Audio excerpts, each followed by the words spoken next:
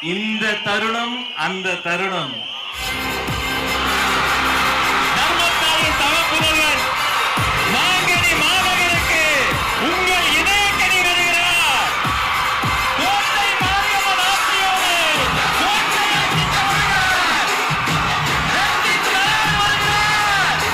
தங்கள் தளபதி வருகிறார்.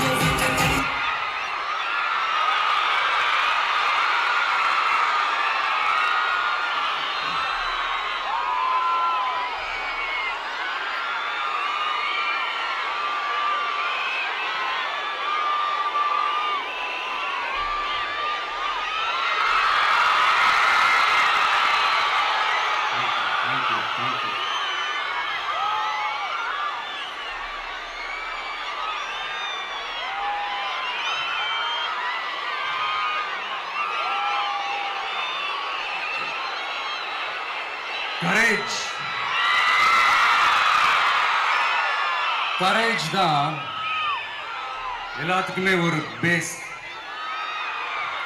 கரேஜ் தான் எல்லாத்துக்குமே ஒரு பவர்.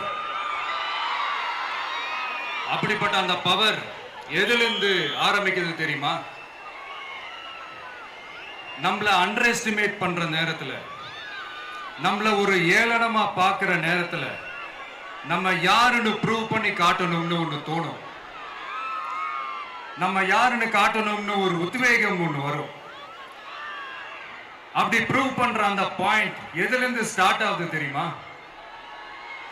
எந்த விஷயத்துல நம்மள கிண்டலும் கேலியுமா பேசுறாங்களோ அதே விஷயத்தை வச்சு நம்ம அது ஒரு பாசிட்டிவா மாத்துறதுன்னு ஒண்ணு இருக்குல்ல, அதே விஷயத்தை வச்சு நம்ம அது ஒரு ஃபயரா மாத்துறதுன்னு ஒன்று இருக்குல்ல, அங்கிருந்து தான் அந்த பவரே ஸ்டார்ட் ஆகும்.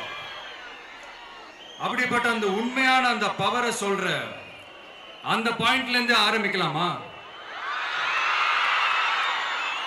ஏ விஜய், வீட்டை விட்டு வெளியே வா.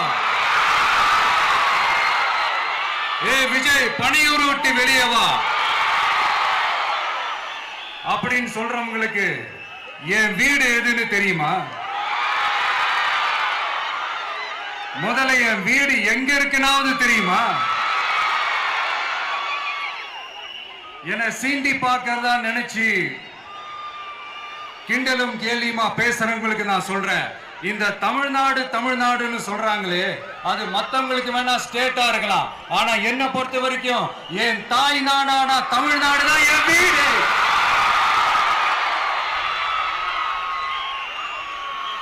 என் வீட்டுல மொத்தம் எத்தனை பேர் இருக்காங்க தெரியுமா? 8 கோடி பேர் இருக்காங்க.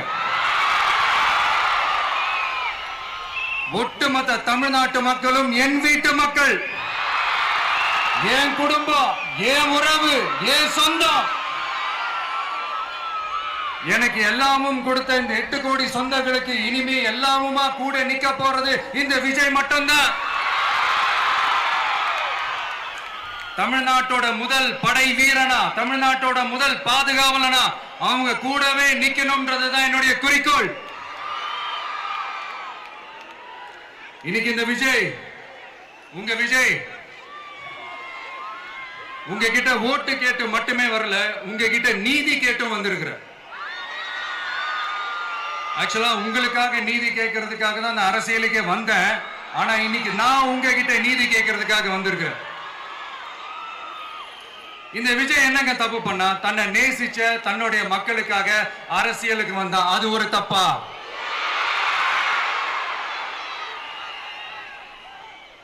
எல்லாத்தையும் ஒதுக்கி தள்ளிட்டு மக்களுக்காக மட்டுமே வந்த அது ஒரு தப்பா? இந்த மத்த கட்சிகளுக்கெல்லாம் மாநாடு நடத்துறதுக்கோ பொதுக்கூட்டம் நடத்துறதுக்கோ இல்ல ஹால் ஃபங்க்ஷன்ஸ் நடத்துறதுக்கோ பர்மிஷன் கொடுப்பாங்க, இடம் கொடுப்பாங்க. ஆனா நமக்கு மட்டும் இடம் கொடுக்க மாட்டாங்க, கொடுக்கவும் விட மாட்டாங்க. இது என்னங்க நியாயம்? நான் போய் மக்களை சந்திக்கிறதுக்கோ இல்ல மக்கள் வந்து என்ன சந்திக்கிறதுக்கோ ஒரு உரிய இடமோ இல்ல உரிய பாதுகாப்போ மத்த கட்சிகளுக்கு எல்லாம் கொடுப்பாங்க. ஆனா எனக்கு கொடுக்க மாட்டாங்க, கொடுக்கவும் விட மாட்டாங்க. இது என்னங்க நியாயம்? இந்த SOPs சொல்லுவாங்க, அதனுடைய ஃபுல் ஃபார்ம் வந்து ஸ்டாண்டர்ட் ஆபரேட்டிங் ப்ரொசீஜர். ஆனா எனக்கு மட்டும் அது ஸ்டாலின் சார் ஆபரேட்டிங் ப்ரொசீஜர். இது என்னங்க நியாயம்? இந்த விஜய் உண்மையானவன்றது உங்க எல்லாருக்குமே தெரியும். நமக்கு எதிரா சதி செய்யறது யாரு, நமக்கு எதிரா சூழ்ச்சி செய்யறது யாரு, நமக்கு எதிரா பழி போடுறது யாரு, யாரெல்லாம் ஒன்னா சேர்ந்து இதெல்லாம் செய்யறாங்கன்றது உங்க எல்லாருக்குமே நல்லா தெரியும். அதனால என்னோட சொந்தங்களாகிய உங்ககிட்ட வந்து நான் நீதி கேட்காம வேற யாருக்கிட்ட தான் போய் கேட்பேன்?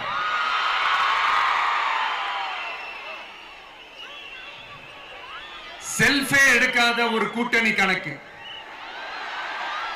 செல்ஃபே எடுக்காத ஒரு அறத பழைய அரித்மெட்டிக் கணக்கு, இதெல்லாம் வேலைக்கே ஆகாது. ஆணித்தரமா அடிச்சு சொல்றேன். அப்புறம் காசு கொடுத்து ஓட்டு வாங்கிடலாம்னு கனவு காண்றாங்கல்ல, அதுவும் இந்த விஜய் வந்ததுக்கு அப்புறம் நடக்கவே நடக்காது. வண்டி வண்டியா கொண்டாந்து குட்டுவாங்க. 1000, 2000, 3000, 4000, 5000 சாமி மேல சத்தியெல்லாம் வாங்குவாங்க. அப்படிதான் இத்தனை வருஷமா உங்களை ஏமாத்தி இருக்கிறாங்க. வாங்கிக்கங்க, சந்தோஷமா வாங்கிக்கங்க. எல்லாம் உங்க பணம் தான். வாங்கிக்கிட்டு அவங்க காதிலே விசில ஊதி அனுப்புங்க. எப்படி? அவங்க செவிலே விசில ஊதி அனுப்புங்க.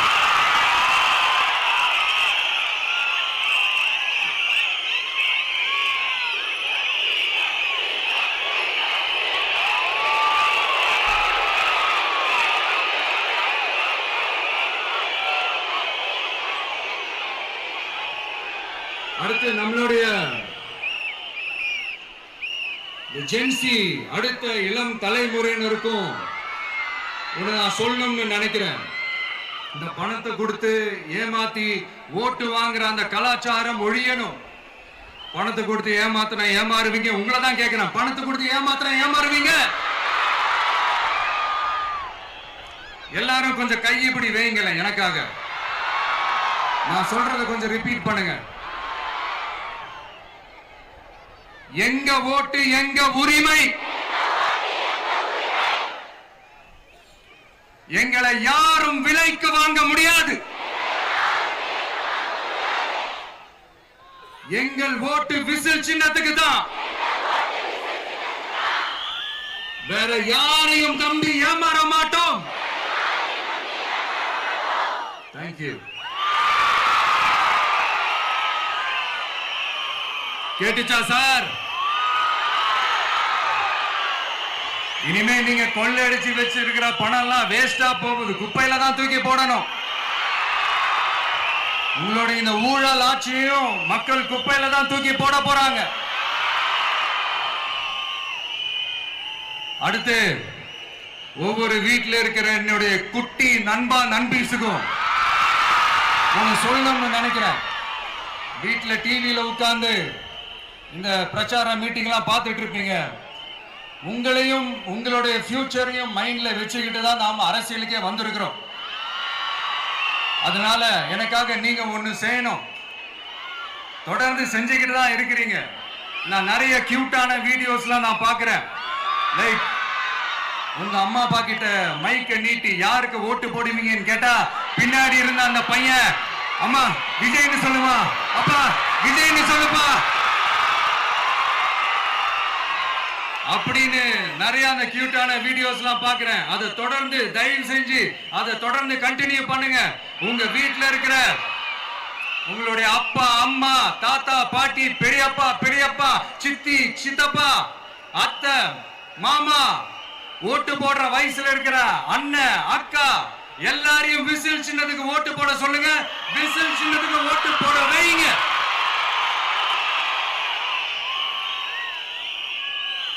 இந்த தேர்தல் நெருங்கிற இந்த நேரத்துல பொலிட்டிக்கலா ஸ்பீக்கிங் டு த பாயிண்ட் ஒரே ஒரு விஷயம் நான் சொல்லணும். நாங்க அரசியலுக்கு வந்தது எந்த கட்சியும் ஒழிக்கிறதுக்கோ அழிக்கிறதுக்காகலாம் நாம அரசியலுக்கு வரல. யார் மேலேயும் தனிப்பட்ட ஒரு வன்மமோ இல்ல தனிப்பட்ட கோபமோ அப்படிலாம் யார் மேலேயும் கிடையாது. இந்த மத்தவங்க மாதிரி இந்த வெறுப்பு அரசியல் பண்றதுக்காகலாம் நாம அரசியலுக்கு வரல. அரசியல் ரீதியா நம்மளுடைய எதிரிகள் யாருன்னு டிக்ளேர் பண்ணிட்டு தேர்தலில் நின்று ஜெயிச்சு மக்களுக்காக எங்களுடைய நன்றி கடனை செலுத்துறதுக்காக தான் நாம அரசியலுக்கே வந்திருக்கோம். Just want to make this clear.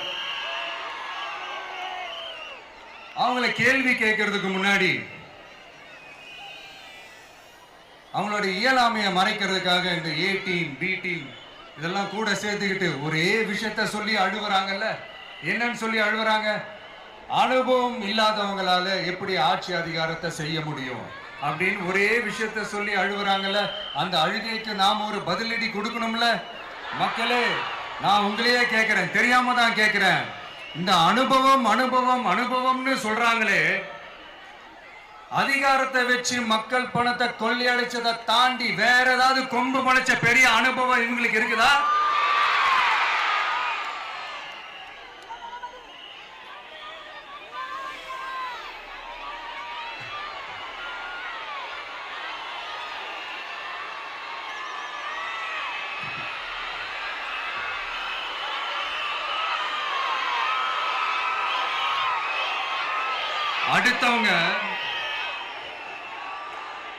அடுத்தவங்க ஆரம்பிச்ச அரசியல் கட்சியில அடுத்தவங்களுடைய அட்ரஸ்ல அரசியல்வாதிகளா இருந்துட்டு இருக்கிற இவங்க எல்லாருக்கும் ஒரு சவால்.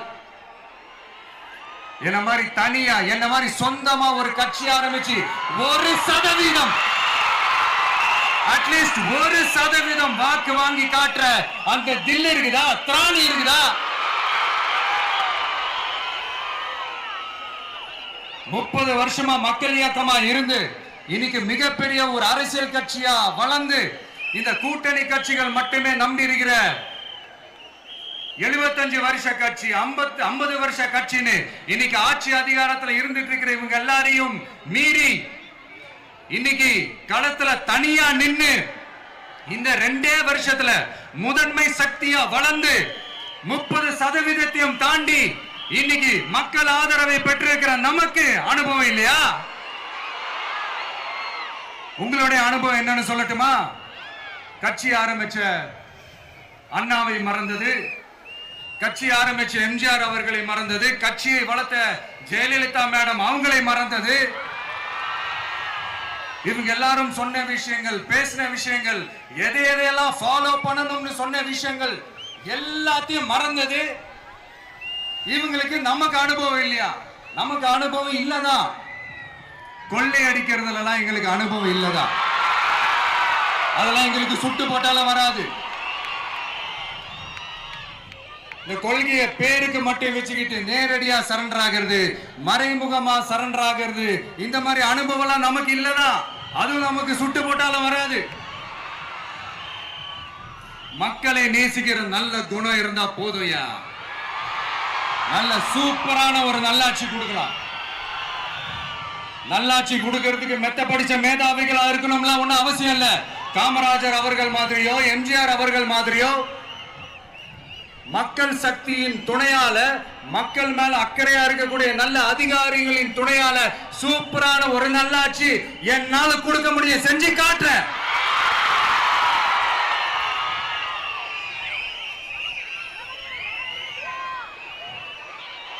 4.5 வருஷம் ஆச்சு, 4.25 வருஷத்துக்கு மேல ஆகுது.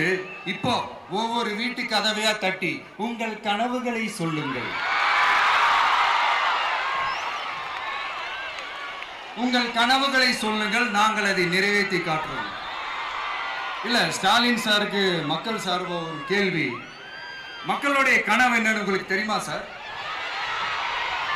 அது சரி, அவங்க என்ன நினைக்கிறாங்கன்னு உங்களுக்கு தெரியாது, அதுக்கப்புறம் எப்படி அவங்க கனவுகளை பத்தி உங்களுக்கு தெரியும். மக்களோட கனவு என்னன்னு நான் சொல்லட்டுமா சார்? 2019, 2021, 2024 இந்த 3 தேர்தலையும் மக்கள் உங்களுக்கு வாக்களிச்சதுக்கு காரணம் நீங்க மக்களுக்கு ஏதாவது நல்லது செய்வீங்கன்னு நம்பிதான். ஆனா நீங்க மக்களுக்கு கொடுத்த பரிசு மக்களுக்கு பாதுகாப்பே இல்லாத மக்கள் விரோத ஆட்சி. அந்த மக்கள் விரோத ஆட்சியை அகற்றிட்டு அந்த இடத்தில் தமிழக வெற்றி கழகத்தை ஆட்சி பீடத்தில் அமைக்கணும் அப்படின்றதுதான் மக்களுடைய ஒரே கனவு. இந்த மக்கள் விரோத திமுக அரசை நிலைக்க கூடாது அப்படின்றதுதான் மக்களுடைய ஒரே கனவு.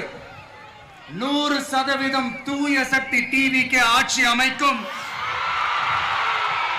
அதுல உங்களுடைய கனவுகள், உங்களுடைய ட்ரீம்ஸ் எல்லாமே ஃபுல்ஃபில் ஆகும், நிஜமாகும்.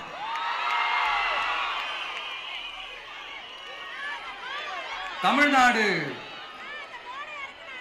எப்பவுமே டெல்லிக்கு அவுட் ஆஃப் கண்ட்ரோல் அப்படின்ட்டு ஸ்டாலின் சார் அடிக்கடி சொல்லுவாங்க. ஸ்டாலின் சார் எது எதுலலாம் அவுட் ஆஃப் கண்ட்ரோல் இப்ப நான் கொஞ்சம் சொல்லட்டுமா? முதல்ல சட்டம் ஒழுங்கெல்லாம் அவுட் ஆஃப் கண்ட்ரோல், பெண்கள் பாதுகாப்புல அவுட் ஆஃப் கண்ட்ரோல், இளைஞர்கள் வேலை வாய்ப்புல அவுட் ஆஃப் கண்ட்ரோல், மொத்தத்தில் அவரோட ஆட்சியே ஒரு அவுட் ஆஃப் கண்ட்ரோல். இந்த வருஷம் பிகினிங்ல சட்டசபையில பேசும்போது சொல்றாங்க, மக்கள் எல்லாரும் ரொம்ப மகிழ்ச்சியா இருக்கிறாங்க, அதனால நானும் ரொம்ப மகிழ்ச்சியா இருக்கிறேன் அப்படின்னு. மக்கள் சந்தோஷமா இருக்கிறத பார்க்கறது கூட ஒரு சந்தோஷம் தான் சார், அது யாரும் இல்லைன்னு சொல்லல. அப்படி உண்மையிலேயே மக்கள் உண்மையிலேயே சந்தோஷமா இருக்கிறாங்க அப்படின்னா ஏன் சார் விவசாயிகள் போராட்டம் நடக்குது? ஏன் சார் மீனவர்கள் போராட்டம் நடக்குது? ஏன் தொழிலாளர்கள் போராட்டம் நடக்குது? தூய்மை பணியாளர்கள் போராட்டம் ஏன் நடக்குது? அங்கன்வாடி ஊழியர்கள் போராட்டம், செவிலியர்கள் போராட்டம், மருத்துவர்கள் போராட்டம், மாற்றுத்திறனாளிகள் போராட்டம், அரசு ஊழியர்கள் போராட்டம், ஆசிரியர்கள் போராட்டம், இடைநிலை ஆசிரியர்கள் போராட்டம், பகுதி நேர ஆசிரியர்கள் போராட்டம். இதெல்லாம் உங்க ஆட்சியில மக்கள் மகிழ்ச்சியா இருக்காங்கன்றதுக்காக நடக்கிற போராட்டமா சார்? எனக்கு தெரிஞ்சு மக்கள் சந்தோஷமா இருக்கிறாங்கன்னா பொங்கல் வச்சு கொண்டாடுவாங்கன்னு கேள்விப்பட்டிருக்கிறேன்.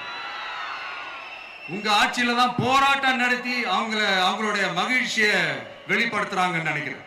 இன்னும் தீரவே தீராத பிரச்சனைகள்னா இருக்கிற இடம் பிரச்சனை, பார்க்கிற வேலை பிரச்சனை, பண்ற தொழில் பிரச்சனை, விலைவாசி பிரச்சனை, தண்ணி பிரச்சனை, பஸ் வசதி இல்லைன்ற பிரச்சனை, ரோடு சரி இல்லைன்ற பிரச்சனை,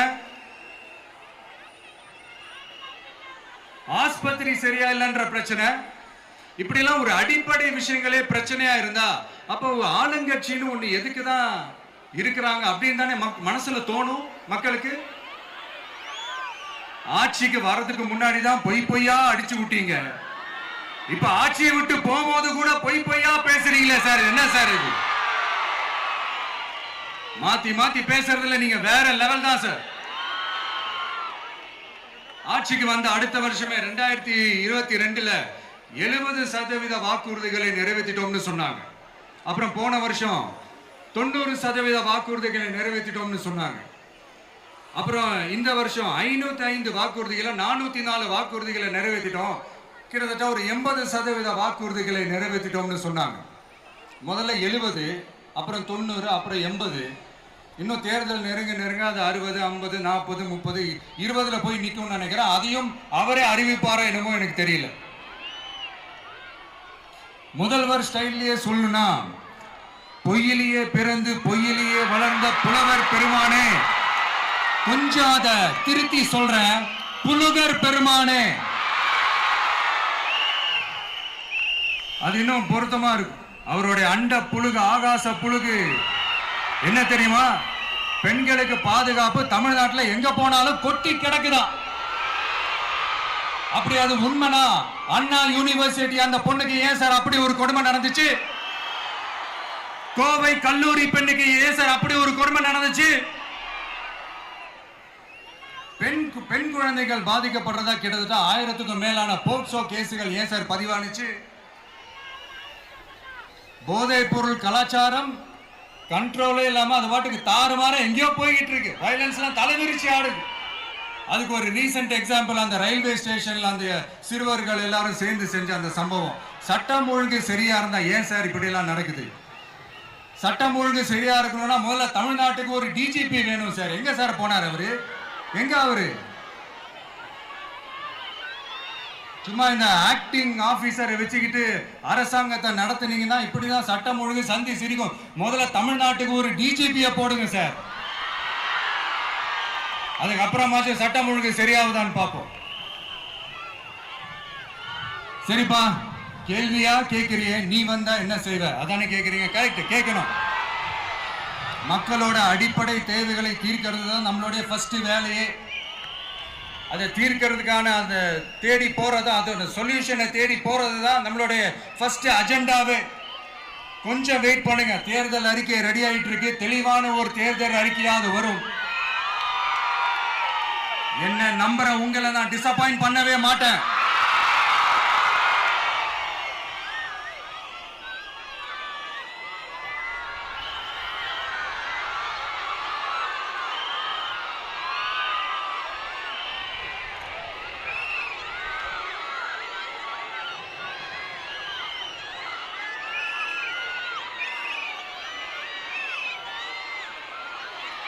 இந்த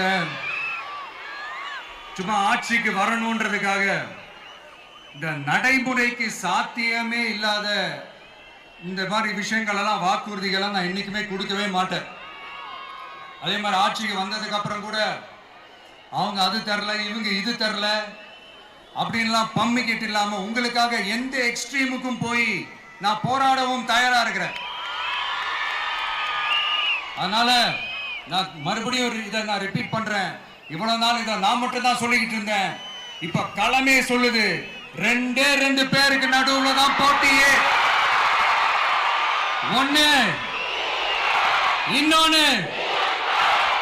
ஒன்னு தூய சக்தி டிவிக்கு, இன்னொன்னு தீய சக்தி DMK.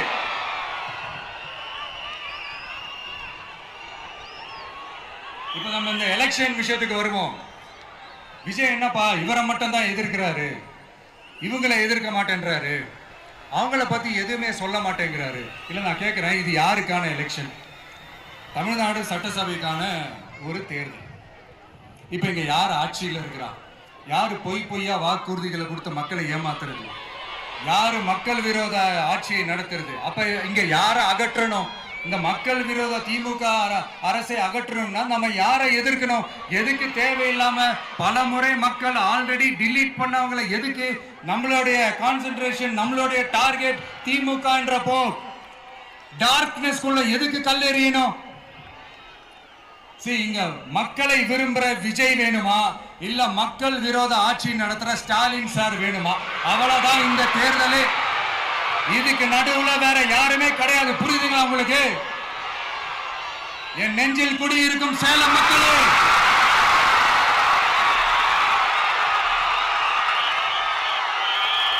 one last simple question. Vijaya நம்புறீங்களா, ஸ்டாலின் சார நம்புறீங்களா? அவ்வளவுதான், முடிஞ்சு போச்சு. கதம். போர் முழக்கம் உங்களை ஒரு நிமிஷம் கூட தூங்க விடாது. இந்த போன லாஸ்ட் வீக் இந்த டிஎன்பிஎஸ்சி இந்த எக்ஸாம்ஸ், இந்த குரூப் 2 எக்ஸாம்ஸ் அதை அனௌன்ஸ் பண்ணிட்டு உடனே அதை கேன்சல் பண்ணிட்டாங்க. இது உலகத்துக்கு எல்லாருக்கும் தெரியும். கேன்சல் பண்ணிட்டு ரொம்ப சிம்பிளா டெக்னாலஜி இதோ சம் ஃபால்ட், டெக்னிக்கல் ஃபால்ட் அப்படின்னு சொல்லி அதை கடந்து போயிட்டாங்க. இத்தனை வருஷமா ராத்திரி பகலமா கஷ்டப்பட்டு படிச்சு எப்படியாவது நமக்கு அந்த வேலை கிடைக்காதான்னு அந்த எக்ஸாம்ஸை ஃபேஸ் பண்ண வந்த நம்மளுடைய தம்பி தங்கைகள் எவ்வளவு ஒரு மன உளைச்சலுக்கு ஆளாயிருப்பாங்க. அதை யாராவது யோசிச்சு பார்த்தீங்களா? ஒரு எக்ஸாம்ஸை ஒழுங்கா நடத்த தெரியல, இதுல உலக நாடுகளோட போட்டி போடுறாங்களாம். நம்மளுடைய தம்பி தங்கைகள் நம்ம அம்மா அப்பா கிட்ட சொல்லுங்க, யாரும் தைரியம், எல்லாரும் தைரியமா இருங்க. வரப்போறது உங்க ஆட்சி, நம்ம ஆட்சி.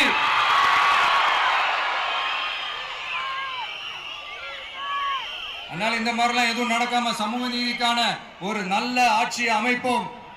இளைஞர்களின் வேலை வாய்ப்புகளை மனசுல வச்சுக்கிட்டு டிரான்ஸ்பரண்டா அதுக்கான ஒரு தீர்வை காணுவோம். நான் விக்கிரவாண்டி மாநாட்டில் பேசும்போது ஒரு பொலிட்டிக்கல் பாம் ஒன்று சொன்னேன், ஞாபகம் இருக்கா? ஆட்சியிலையும் பங்கு அதிகாரத்திலையும் பங்குன்னு ஒன்று சொன்னேன்.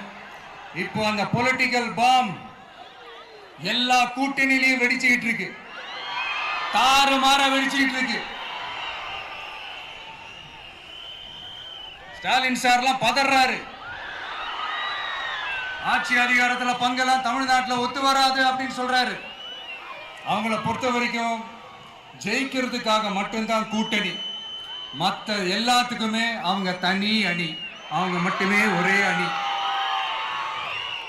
வெல்வோம் ஒன்றாக, ஆனா வரும் வெல்த் எல்லாம் பார்ப்போம் தனியாக. அந்த வெல்வோம் ஒன்றாக என்றது இதுதான் சீக்கிரட்டு. புரிய வேண்டியவங்களுக்கு நல்லா புரியும் நினைக்கிறேன். உங்களோட நான் இருக்கேன், நம்மளோட நம்ம மக்கள் இருக்காங்க. இதுக்கு மேல என்ன வேணும்? கான்பிடென்டா இருங்க, நல்லதே நடக்கும், வெற்றி நிச்சயம். மீண்டும் சந்திக்கும் வரை நன்றி, வணக்கம்.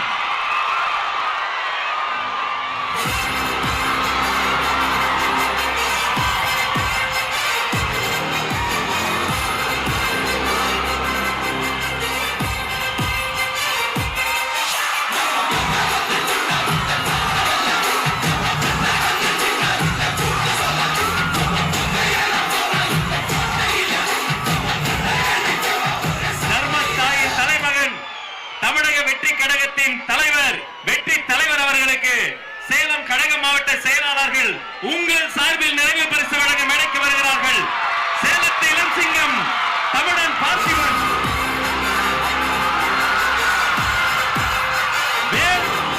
வெற்றி வேல், வீரவேல், வெற்றி வேல், வீரவேல், அவரோடு சேர்த்து வெங்கடேசன், மணிகண்டன், செல்வம், செந்தில்குமார்,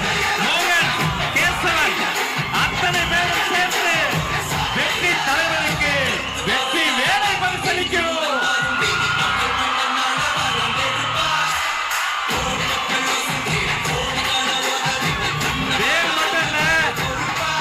வெற்றி தலைவருக்கு இன்னொரு பரிசு தர போறாங்க.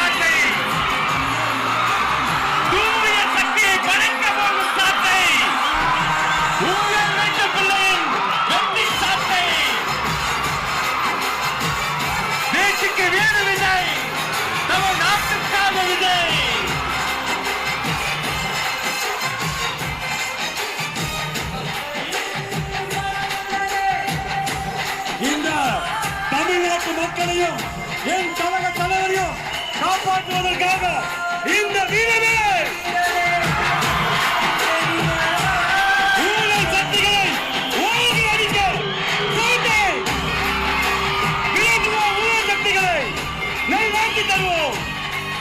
நன்றி கழக மாவட்ட செயலாளர்களுக்கு நன்றி.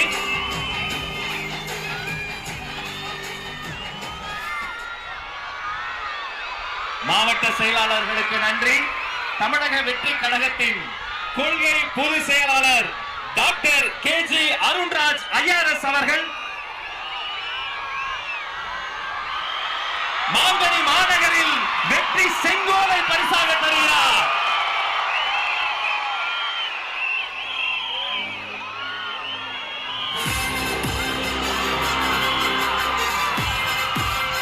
அந்த வெள்ளி செங்கோலோடு சேர்த்து மக்களின் சார்பில் மாங்கனி மாநகரில் மாவட்ட கழக செயலாளர் மக்கள் சார்பில் பொன்னிற செங்கோலையும் தருகிறார்.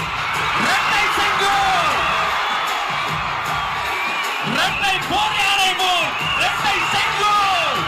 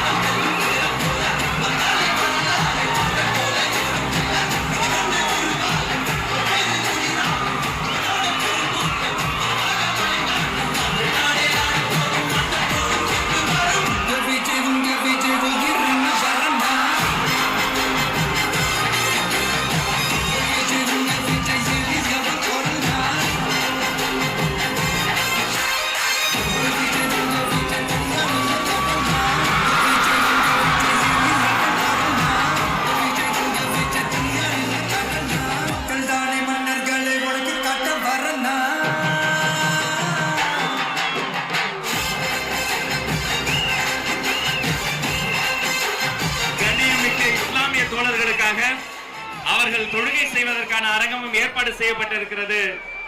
இத்தனை நேரம் பொறுமை காத்து எங்களோடு இணைந்திருந்த அத்தனை சொந்தங்களுக்கும் நன்றி, நன்றி, வெற்றி, வணக்கம்.